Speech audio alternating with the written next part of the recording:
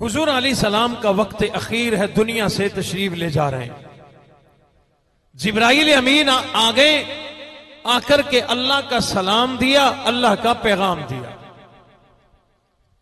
अपने नबी की जरा अजमत सुनना, इंशाअल्लाह दिल खुश हो जाएगा। अल्लाह का सलाम दिया, अल्लाह का पैगाम दिया। पैगाम क्या था? अर्ज की आका, अल्लाह फरमा रहे हैं, एक तो अपनी मंशा बताओ, दुनिया में रहना चाहते हो, जब तक चाहो रहो, आना चाहो तो रब मुलाकात का मुश्ताक है। लेकिन अल्लाह ने पैगाम दिया, हजारों साल रहो, लाखों साल रहो, बिल आखिर ये दुनिया छोड़कर जाना पड़ेगा। हुजूर ने फरमाया, जाओ एक चक्कर लगा के आओ, अल्लाह से पूछ के आओ, जब मैं दुनिया से रुखसत हो जाऊंगा, मेरी जो ये उम्मत पीछे रह जाएगी, मेरा अल्लाह इनके साथ क्या सलूक करेगा, क्या सलूक करेगा, क्या बनेगी इनके साथ। जिब्राइल अमीन गए, वापिस आए, अर्ज कर दी, आका अल्लाह फरमा रहे हैं, आप परेशान ना हो, आपके बाद आपकी उम्मत को मैं अल्लाह अकेला नहीं छोड़ूंगा, अकेला नहीं छोड़ूंगा। हुजूर अलैहिस्सलातु वस्सलाम ने जब ये अल्लाह का इरशाद सुना कि अल्लाह मेरी उम्मत को तन्हा नहीं छोड़ेंगे, अकेले नहीं छोड़ेंगे, हुजूर अलैहिस्सलातु वस्सलाम ने फरमाया, ओ जिब्राइल, अब मेरी आंखें ठंडी हो गई, मैं जाने के लिए तैयार हूं, ले चलो मुझे मेरे अल्लाह के पास ले चलो। जिब्राइल अमीन ने अर्ज कर दिया का मेरे अल्लाह ने एक मुझे हुक्म देकर के भेजा, जब मेरा हबीब नबी आने के लिए तैयार हो जाए तो एक चक्कर मेरे पास और दूसरा जरूर लगाना, इसलिए मैं अपने अल्लाह के पास होकर के आता हूं। अल्लाह के पास चले गए, दोबारा हुजूर की खिदमत में जिब्राइल आ गए, अर्ज करने लगे, आका मैं गया इसलिए था, मेरे अल्लाह का हुक्म था और अल्लाह ने बुलाया, इसलिए मुझे अल्लाह ने फरमाया मेरे हबीब नबी से पूछ कर आ जाओ कि जब दुनिया से आओगे, नबियों का मुकद्दर जन्नत में हुआ करता है, जन्नत में रहना मुकद्दर हुआ करता है, आप पूछ कर आए कि आपका मजार जन्नत में किस जगह पर बनाया जाए, जन्नतुल फिरदौस में बनाया जाए, जन्नतुल माला में बनाया जाए, जन्नत के कौन से दर्जे में बनाया जाए। हुजूर अलैहिस्सलातु वस्सलाम ने फरमाया, ओ जिब्राइल, मेरे रब को जाकर मेरा पैगाम दे दो, मैं अपनी इस गुनाहगार उम्मत को छोड़कर जन्नत में नहीं जाना चाहता, आसमानों पर नहीं जाना चाहता, जन्नतुल फिरदौस में नहीं जाना चाहता। ये मेरे सहाबा, ये मेरे अहले बैत, ये अबू फकीहा जिसने मेरे लिए अपनी पसलियां तुड़वाई, ये बिलाल जिसने अपना चमड़ा उड़वाया, ये मेरे सहाबा जिन्होंने अपनी जानें तक कुर्बान कर दी, मैं इनसे बेवफाई नहीं कर सकता। मेरा मजार इसी दुनिया में मदीना मुनव्वरा में बनाया जाए। और लोगों, अपने नबी की अजमत तो देखो, इस उम्मत से अपने नबी की मोहब्बत तो देखो, इस उम्मत की फिक्र तो देखो।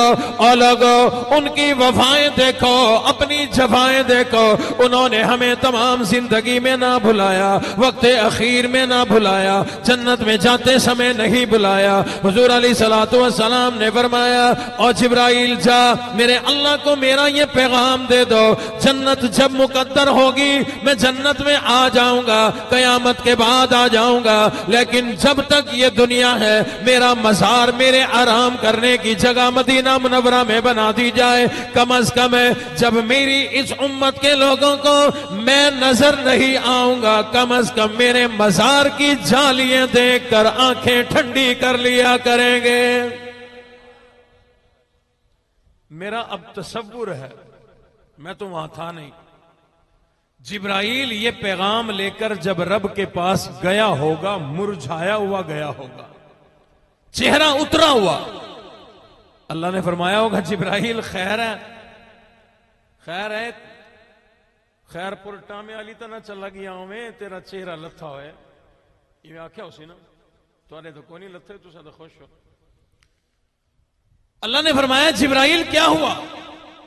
जिब्राइल अमीन ने अर्ज कर दी, मौला आपके हबीब नबी यूं यूं फरमा रहे हैं, जन्नत में नहीं आना चाहते, लेकिन आपने अपने तकदीर के कलम से ये भी तो लिख दिया है कि तमाम अंबिया जब दुनिया से जाया करते हैं तो आराम करने की जगह जन्नत बना करती है, जन्नत में आना पड़ता है। लेकिन आपके हबीब नबी आराम के लिए, कयामत तक की आराम के लिए जन्नत में नहीं आना चाहते। अल्लाह ने फरमाया, जिब्राइल घबराने की क्या बात है, परेशान होने वाली क्या बात है। जिब्राइल ने अर्ज कर दी, मौला बात तो परेशानी की है, जब जन्नत में नहीं आना चाहते तो इसका मतलब है इमामुल अंबिया होकर जमीन पर आराम फरमाएंगे। अल्लाह ने फरमाया, नहीं नहीं, मेरी कुदरत बड़ी, मेरी ताकत बड़ी। अगर मेरा हबीब नबी जन्नत में नहीं आना चाहता तो जन्नत उठाओ, मदीना मुनव्वरा में ले जाओ। अगर वो नहीं आना चाहते तो जन्नत तो वहां जा सकती है। अल्लाह अकबर। जन्नत जमीन पर आ गई और हुजूर ने सहाबा को उसका नक्शा बताया। ये जन्नत कहां से शुरू होती है, कहां खत्म होती है। हुजूर अलैहिस्सलातु वस्सलाम ने इरशाद फरमाया, मा बैना बैती व मिंबरी रौज़तुम मिन रियाज़िल जन्ना। रब्बे कायनात ने मेरे घर से लेकर मेरे मिंबर तक की सारी जगह को रियाज़ुल जन्ना बना दिया। मेरे घर से लेकर, समझने की कोशिश करना, फरमाया मेरे घर से लेकर मेरे मिंबर तक की सारी जगह को रब्बे कायनात ने रियाज़ुल जन्ना बना दिया। जहां इमामुल अंबिया का घर मुबारक था, आज वही हुजूर का रोज़ा मुबारक है।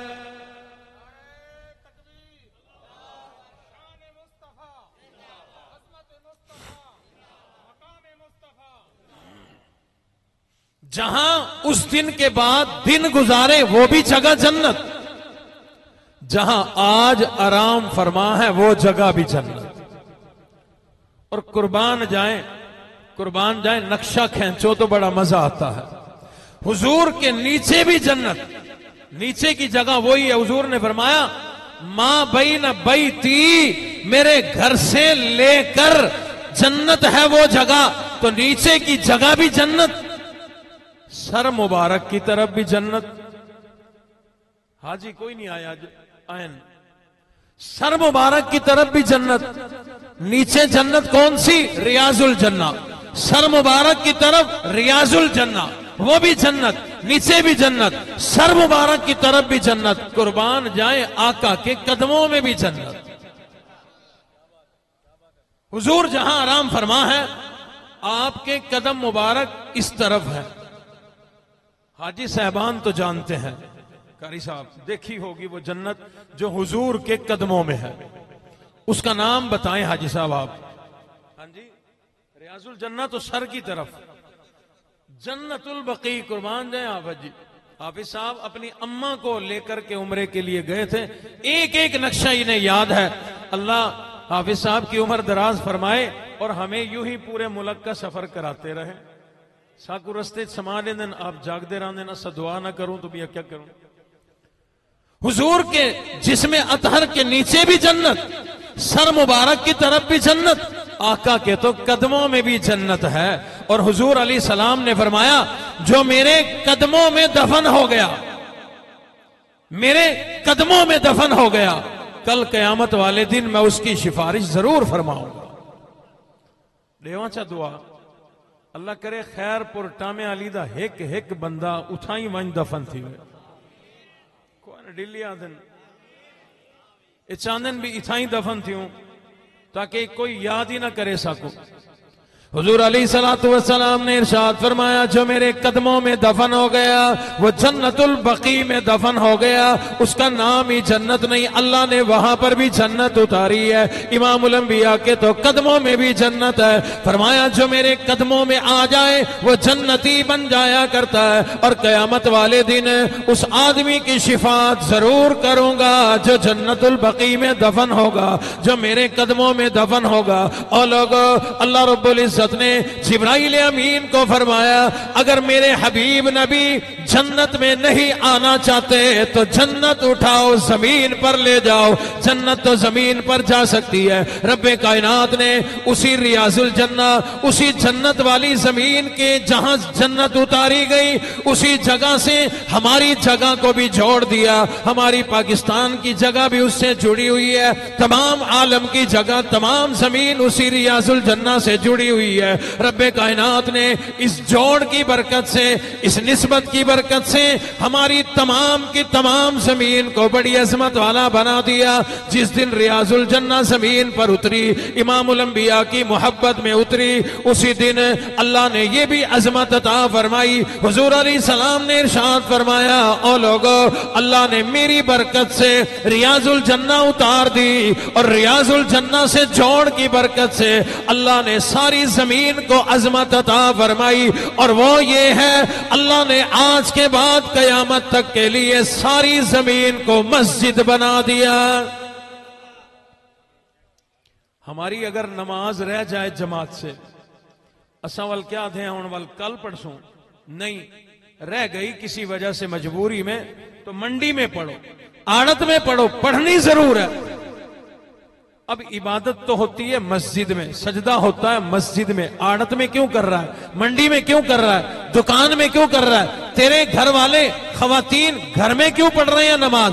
इसलिए पढ़ रहे हैं। हुजूर ने फरमाया, अल्लाह ने मेरी बरकत से अब पूरी जमीन को मस्जिद बना दिया।